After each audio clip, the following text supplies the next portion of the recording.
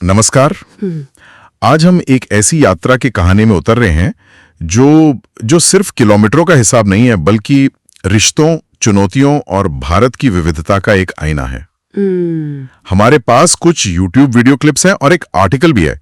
ये बताते हैं 4 चचेरे भाइयों की कहानी जिन्होंने केरल के कालीकट से कश्मीर तक एक जबरदस्त सड़क यात्रा की। बिल्कुल, और ये सिर्फ घूमने नहीं निकले थे, कहानी में और भी बहुत कुछ है। हाँ बिल्कुल। ये कहानी है 4 भाइयों की, नौशाद नहा, रफी मुंडोली, सहीर नहा और फारस वल्लिकट। अच्छा। और दिलचस्प बात यह है कि इनमें से 2, रफी और नौशाद, वो कुवैत से छुट्टी पर आए थे। ओके। सहीर का अपना फार्मा बिजनेस है और फारिस सबसे छोटा, उसने हाल ही में इंजीनियरिंग पूरी की थी। अच्छा, तो मतलब काफी अलग अलग फील्ड्स और जिम्मेदारियों से निकलकर ये साथ आए थे। हाँ, एक लंबे सफर पर। ये फरवरी 2022 की बात है। तो चलिए इन स्रोतों के जरिए इस करीब 8,764 किलोमीटर लंबे सफर की परतें खोलते हैं। देखते हैं कि ये सिर्फ एक रोड ट्रिप थी या उससे कहीं ज्यादा।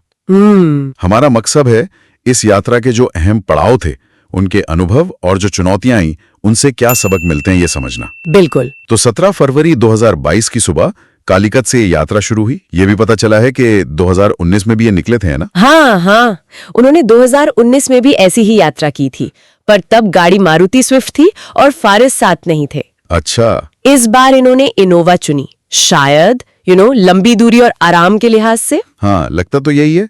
और ये फैसला शायद बाद में काफी काम आया होगा, खासकर पहाड़ी रास्तों पर। हाँ बिल्कुल। और जैसा आपने कहा, उनका इरादा सिर्फ नज़ारे देखना नहीं था, पूरे भारत में फैले अपने पुराने दोस्तों और सहकर्मियों से मिलना, ये भी इस यात्रा का एक बड़ा मकसद था। अच्छा, तो ये सिर्फ जगहों को नहीं, मतलब रिश्तों को भी दोबारा जीने का सफर था एक तरह से। बिल्कुल। तो पहले दिन का लक्ष्य था गोवा पहुंचना, मंगलौर होते हुए। लेकिन केरला की सड़कें खूबसूरत तो हैं, पर अक्सर थोड़ी संकरी और ट्रैफिक वाली होती हैं। हाँ, तो नतीजा ये हुआ कि करीब 250 किलोमीटर दूर मंगलौर पहुंचने में ही दोपहर के 2 बज गए। थोड़ी धीमी शुरुआत रही। धीमी शुरुआत जरूर थी, पर मंगलौर पहुंचते ही उनका स्वागत बड़ा गर्मजोशी से हुआ। उनके एक दोस्त हैं गफूर, वो खुद भी कुवैत से छुट्टी पर थे, वो उनसे मिलने आए। अच्छा। और बात सिर्फ मिलने तक नहीं रही, गफूर के परिवार ने उन्हें घर पर खाने के लिए बुलाया और गफूर की पत्नी ने खास तौर पर मंगलोरियन बिरयानी बनाई। अरे वाह। हाँ, और स्रोत बताते हैं कि ये खाना उनके पूरे सफर के सबसे यादगार और सुकून देने वाले पलों में से एक था। घर जैसा स्वाद, हजारों किलोमीटर दूर। क्या बात है। खाने के बाद ये लोग उडुपी में रुके। वहां कुवैत के दिनों के एक रिटायर्ड सहकर्मी रॉकी भाई से मिले। उनके साथ बढ़िया फिल्टर कॉफी पी और पुरानी बातें ताजा की। फिर रात होते होते मुरुदेश्वर पहुंचे और दिन का सफर वहां खत्म किया। सही। अगले दिन की शुरुआत हुई मुरुदेश्वर के भव्य शिव मंदिर के दर्शन से। फिर गाड़ी बढ़ी दक्षिण गोवा की तरफ, करीब 150 किलोमीटर। यहां उनकी मुलाकात एक और रिटायर्ड सहकर्मी एलियो डाइस से हुई। सूत्रों में इस मुलाकात का जिक्र बड़ा भावुक है। अच्छा।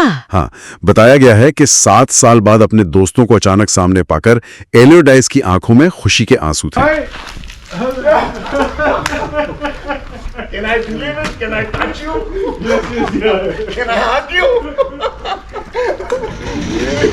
What? My goodness, yeah. I'm so happy you come. Really, it's great, it's great. So, how are you? Yeah, good. Your friends come? You know him, right?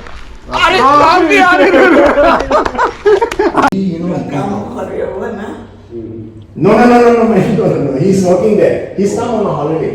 He's young. He's just got 2 children, 2 children. No, 4. उनकी 95 साल की माँ से भी ये लोग मिले। अरे वाह, ये पल वाकई यात्रा के मकसद को सही ठहरा रहे थे, रिश्तों को दोबारा जीना। बिल्कुल, ये सिर्फ जगहों को टिक मार्क करना नहीं था, ये गहरे मानवीय जुड़ाव थे। सही बात है। और गोवा में थे तो खाने का दौर तो चलना ही था। उन्होंने गोवा के मशहूर रिड्स क्लासिक रेस्टोरेंट में परंपरागत गोवन थाली का लुत्फ उठाया। जरूर। इसके बाद अगले 3 दिन नॉर्थ गोवा के नाम रहे। नाइट लाइफ, बीच वाइब्स, पैराग्लाइडिंग, वाटर स्पोर्ट्स, मतलब गोवा का पूरा अनुभव लिया। हाँ। यहाँ एक दिलचस्प जिक्र आता है पुर्तगाली संस्कृति से जुड़ी एक पारंपरिक मिठाई का, शायद बेबिनका या वैसी कोई परतदार मिठाई जिसके बारे में कहा गया कि वो करीब 500 साल पुरानी रेसिपी है। 500 साल इतिहास का स्वाद जुबान पर। बिल्कुल। लेकिन यहीं गोवा के इसी मौज मस्ती के बीच सफर में एक बड़ा और अप्रत्याशित मोड़ आया। क्या हुआ? वाटर स्पोर्ट्स के दौरान सहीर का पैर समुद्र में किसी नुकीले कोरल या पत्थर से बुरी तरह कट गया। ओहो। हाँ, घाव गहरा था, खून काफी बह गया। बाप रे। हाँ, और उन्हें फौरन गोवा के सरकारी अस्पताल ले जाना पड़ा, जहां टांके लगे। हाँ, अब यहीं पर सहीर का फार्मासिस्ट होना उनके और ग्रुप के बहुत काम आया। अच्छा। हाँ, उन्हें पता था कि घाव की देखभाल कैसे करनी है, कौन सी दवाएं लेनी है, लेकिन चोट गंभीर थी, वो पैर जमीन पर नहीं रख सकते थे। ओहो। जरा सोचिए, यात्रा भी शुरू ही हुई थी, हजारों किलोमीटर बाकी थे और उन्हें पूरी यात्रा कश्मीर तक गाड़ी की पिछली सीट पर पैर ऊपर रखकर बितानी पड़ी। पूरी यात्रा, ये तो बहुत मुश्किल हुआ होगा। हाँ, ये सिर्फ उनकी निजी सहनशक्ति की परीक्षा नहीं थी, बल्कि पूरे ग्रुप के लिए एक चुनौती थी कि कैसे वो इस स्थिति को संभालते हैं। तो क्या इस वजह से यात्रा रोकने का ऐसा कुछ ख्याल आया? नहीं, सूत्रों में ऐसा कोई जिक्र नहीं है कि उन्होंने रुकने का सोचा, बल्कि ऐसा लगता है कि सहीर के दृढ़ संकल्प और बाकी भाइयों के सहयोग ने उन्हें आगे बढ़ने का हौसला दिया। सहीर का चोट के बावजूद सफर जारी रखना, ये उनके आपसी बंधन और जज्बे को दिखाता है। ये शायद इस यात्रा की पहली बड़ी परीक्षा थी जिसे उन्होंने मिलकर पार किया। बिल्कुल। गोवा के इस मिले जुले अनुभव के बाद अगला पड़ाव था मुंबई, लगभग 580 किलोमीटर दूर। हाँ, शाम तक मुंबई पहुंच गए। यहाँ भी दोस्तों से मिलने का सिलसिला जारी रहा। कुवैत सर्कल के ही एक और दोस्त इकबाल डावरे से मिले, डिनर किया। अच्छा। अगले दिन थोड़ी मुंबई सैर, gateway of India, Taj hotel का नजारा, और हाँ, मुंबई आए और वड़ा पाव नहीं खाया तो क्या खाया। अरे बिल्कुल, वो कैसे छोड़ सकते थे। मुंबई से आगे बढ़ते हुए सफर उन्हें गुजरात ले गया। राजस्थान में घुसने से पहले वे यहां रुके। अच्छा, गुजरात में कोई खास वजह? हाँ, इसका एक खास कारण था सहीर के फार्मा बिजनेस से जुड़ी एक फैक्ट्री का दौरा करना। ओके। यहां मेडिकल और कॉस्मेटिक उपकरण बनते थे, तो ये उनके लिए सिर्फ घूमना नहीं बल्कि काम से जुड़ा एक पहलू भी था। ये दिखाता है कि कैसे यात्रा निजी और पेशेवर जिंदगी का मिश्रण बन सकती है। सही कहा। गुजरात के बाद एंट्री हुई राजस्थान में। सबसे पहले झीलों के शहर उदयपुर पहुंचे। उदयपुर? यहां भी एक पूर्व सहकर्मी फारूक भाई, जो अब उदयपुर में बस गए हैं, उनका इंतजार कर रहे थे। देर रात तक कॉफी पर गपशप चली। अच्छा। अगले दिन उदयपुर घूमा, फिर वहां से निकलकर अजमेर शरीफ दरगाह पर जियारत की। अजमेर से रात में जयपुर पहुंचे। अगले दिन का कार्यक्रम था जयपुर दर्शन, जल महल, हवा महल, सिटी पैलेस। जयपुर, हाँ। एक वीडियो क्लिप में एक स्थानीय गाइड बड़े दिलचस्प अंदाज में जल महल के बारे में बता रहा है। हाँ, क्या बता रहा था? कि कैसे 1799 में राजा सवाई जय सिंह ने इसे बनवाया, कैसे इसकी 5 में से 4 मंजिलें पानी के नीचे हैं और आजकल इसे होटल में बदलने की बातें चल रही हैं। अच्छा, होटल पानी के बीच में? हाँ, कुछ ऐसा ही। वो गाइड आमेर किले के शीश महल और नाहरगढ़ किले का भी जिक्र करता है, जहां से पूरे जयपुर का नजारा दिखता है। और मजेदार बात ये कि वो बॉलीवुड फिल्मों का कनेक्शन भी जोड़ देता है। बोल बच्चन, बेटा, हम साथ साथ है का गाना, मारे हिवड़ा में नाचे मोर। हाँ, ये गाइड्स करते हैं अक्सर। लगता है बॉलीवुड इन गाइड्स के लिए एक आसान रेफरेंस पॉइंट है। बिल्कुल, ये पर्यटन को ज्यादा रिलेटेबल बनाने का एक तरीका है। जयपुर के बाद यात्रा का अगला महत्वपूर्ण पड़ाव था पंजाब का अमृतसर शहर। अमृतसर। यहाँ उन्होंने स्वर्ण मंदिर की शांति और दिव्यता का अनुभव किया और जलियांवाला बाग के इतिहास को याद किया।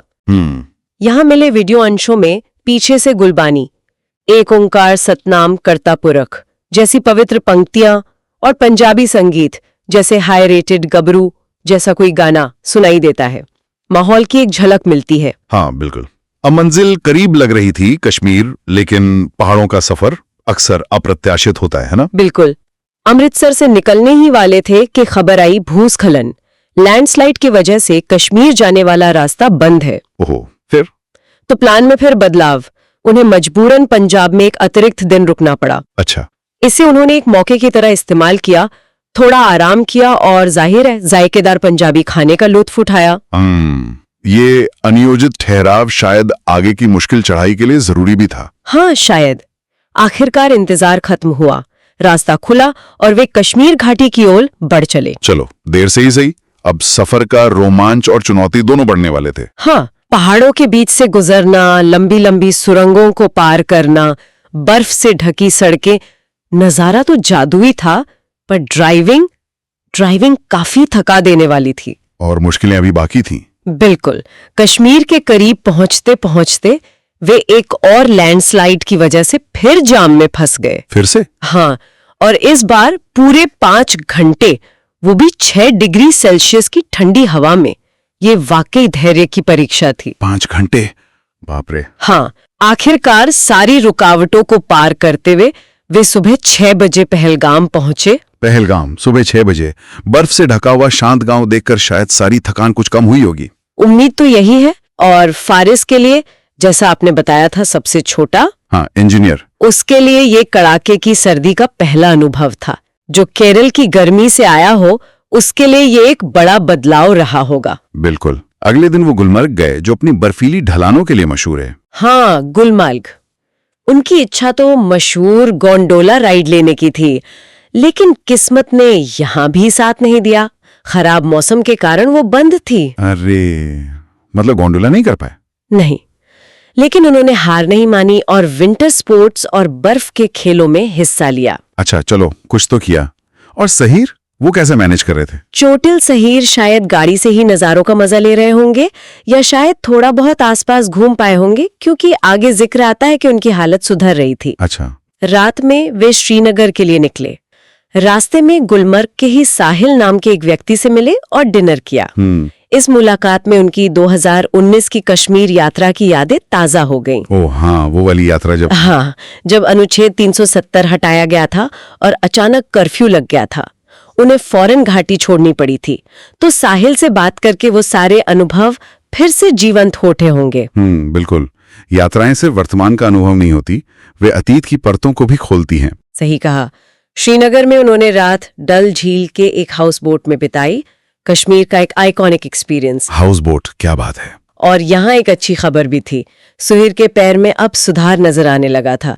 वे धीरे धीरे थोड़ा चलने फिरने लगे थे। चलो, ये अच्छी बात हुई, इतने दिनों के संयम का फल मिला। हाँ। अगली सुबह डल झील में शिकारा राइड का मजा लिया, पानी पर तैरते बाजार देखे, और यहीं एक मजेदार वाकया हुआ। अच्छा, क्या? झील में घूमते हुए एक विक्रेता ने नौशाद को केसर बेचा। खरीदते वक्त खुशबू तो बड़ी अच्छी आ रही थी, लेकिन घर आकर पता चला कि वो नकली था। अरे, नकली केसर। कश्मीर की खूबसूरती के बीच ये छोटा सा धोखा। खैर, यात्रा का एक हल्का फुल्का पल बन गया होगा ये। हाँ, बिल्कुल। शिकारा राइड के बाद श्रीनगर के स्थानीय बाजार घूमे, लेकिन अब वापसी की राह पकड़नी थी। और यहां भी एक छोटी सी बाधा आई। श्रीनगर से रात में निकलने पर पाबंदी थी। 1 वे ट्रैफिक नियम लागू थे। ओके, तो रात में नहीं निकल सकते थे? नहीं। एक स्थानीय संपर्क की मदद से उन्होंने गांव के रास्तों से निकलने की कोशिश की, पर पुलिस ने रोक लिया। ओहो, फिर? यहाँ फिर साहिर की बातचीत की कला काम आई। अच्छा। हाँ, शायद उनकी चोट या उनके समझाने के तरीके ने पुलिस वालों को प्रभावित किया और आखिरकार उन्हें जाने की इजाजत मिल गई। क्या बात है। ये दिखाता है कि मुश्किल हालात में शांत रहकर बात करना कितना कारगर हो सकता है। हाँ, बिल्कुल। इसके बाद ड्राइविंग की जिम्मेदारी संभाली रफी ने, और उन्होंने एक बड़ा ऐलान कर दिया। क्या? दिल्ली तक नॉन स्टॉप ड्राइव करेंगे, करीब 800 किलोमीटर। 800 kilometre non stop. हाँ। ये सुनकर बाकी लोगों का क्या रिएक्शन रहा होगा, लेकिन रफी ने कर दिखाया और वे शाम तक दिल्ली पहुंच गए। गजब। शायद घर वापसी की जल्दी थी या बस ड्राइविंग का जुनून। कुछ भी कहिए। दिल्ली में चांदनी चौक की रौनक देखी, जामा मस्जिद में नमाज अदा की, फिर यमुना एक्सप्रेसवे के जरिए आगरा का रुख किया। आगरा? आधी रात को आगरा पहुंचे। सुबह का प्लान था ताजमहल का दीदार। भीड़ से बचने के लिए जल्दी जाने का सोचा। हालांकि स्रोत मजाक में कहते हैं कि सुबह जल्दी उठना इन भाइयों के लिए पूरी यात्रा में एक चुनौती ही बना रहा। हाँ। लगता है सुबह उठने में आलस आता था। शायद। ताजमहल के दीदार के वक्त मिले वीडियो अंशों में बैकग्राउंड में नाच सुनाई देती है, मुस्तफा जाने रहमत पे लाखों सलाम, और एक लोकप्रिय बॉलीवुड गाना भी, तुझ में रब दिखता है। अच्छा, नात और फिल्मी गाना, ये भारत की मिलीजुली संस्कृति की एक खूबसूरत झलक है। बिल्कुल। आगरा के बाद अगला बड़ा पड़ाव था हैदराबाद। हैदराबाद? और वजह? वजह जाहिर है, विश्व प्रसिद्ध हैदराबादी बिरयानी। अरे वाह, हाँ, ये तो बनता है। उन्होंने वहां बावर्ची जैसे कई मशहूर ठिकानों पर बिरयानी का स्वाद चखा। लगता है ये चारों भाई खाने के काफी शौकीन थे, और यात्रा का एक अहम हिस्सा उनके लिए स्थानीय व्यंजनों का अनुभव करना भी था। बिल्कुल। भोजन अक्सर यात्राओं का एक यादगार हिस्सा बन जाता है। अब यात्रा अपने अंतिम पड़ाव की ओर थी। हाँ, शायद कुछ और जगहों पर रुकने का प्लान रहा हो, लेकिन तभी घर से किसी इमरजेंसी की खबर आई। ओह, इमरजेंसी। हाँ, इस इमरजेंसी की वजह से उन्हें अपना बाकी का प्लान रद्द करना पड़ा और सीधे घर कालीकट के लिए निकलना पड़ा। अच्छा, तो मतलब बाकी प्लान कैंसिल। हाँ, वो हैदराबाद से निकले और फिर एक लंबी नॉन स्टॉप ड्राइव के बाद यात्रा के 21वें दिन वापस कालीकट पहुंच गए। 21वें दिन, एक रोमांचक सफर का अचानक अंत। हाँ, तो कुल मिलाकर ये 21 दिन की यात्रा थी। 15 भारतीय राज्य शामिल हुए और करीब 8,764 किलोमीटर का फासला तय हुआ। लेकिन ये सिर्फ आंकड़े नहीं है। सही कहा, इन 21 दिनों में हंसी मजाक था, एक दूसरे की टांग खिंचाई थी, शरीर की चोट जैसी गंभीर चुनौती थी, बर्फीले तूफान और लैंडस्लाइड का सामना था, पूरे भारत के अलग अलग जायकों का स्वाद था, सालों पुराने दोस्तों से मुलाकातें थीं और ऐसी अनगिनत कहानियां थीं जो शायद जिंदगी भर उनके साथ रहेंगी। और सबसे अहम बात, जैसा कि वे खुद मानते हैं, ईश्वर की कृपा से वे सब सुरक्षित घर लौट आए। हाँ, ये सबसे जरूरी है। ये यात्रा भाईचारे, मुश्किल हालात में एक दूसरे का साथ निभाने और भारत की अविश्वसनीय विविधता को करीब से देखने का एक जीवंत उदाहरण है। ये दिखाती है कि अलग अलग पृष्ठभूमि के लोग जब एक साझा मकसद के लिए साथ आते हैं तो कैसे यादगार अनुभव बनते हैं। तो ये थी कालीकट से कश्मीर तक की इस असाधारण रोड ट्रिप की कहानी। रोमांच, दोस्ती और किसी भी परिस्थिति में हार न मानने वाले जज्बे का एक संगम। इन स्रोतों से मिली जानकारी वाकई उस गहरे बंधन और उन अनुभवों को दर्शाती है जो ऐसी लंबी अप्रत्याशित यात्राओं पर ही बनते हैं। बिल्कुल, ये यात्रा ये भी दिखाती है कि कैसे सफर का असली मजा सिर्फ मंजिल तक पहुंचना नहीं, बल्कि रास्ते में आने वाली चुनौतियों, चाहे वो शेर की चोट हो या लैंडस्लाइड, उनसे पार पाना और उनसे सीखना भी है। सही बात है। आपसी सहयोग और सकारात्मक रवैया इन सब में कितना मायने रखता है। बिल्कुल। इस पूरी चर्चा के बाद एक सवाल सोचने लायक है। क्या ऐसी यात्राएं जहां योजनाएं धरी की धरी रह जाती हैं और हमें हालात के हिसाब से तुरंत फैसले लेने पड़ते हैं, क्या वो हमें अपने साथियों और खुद अपने बारे में ज्यादा नहीं सिखा देती, बजाय एक पूरी तरह प्लान की हुई यात्रा के? सोचने वाली बात है। इस पर विचार कीजिएगा। अगली बार फिर मिलेंगे एक और कहानी की गहरी पड़ताल के साथ।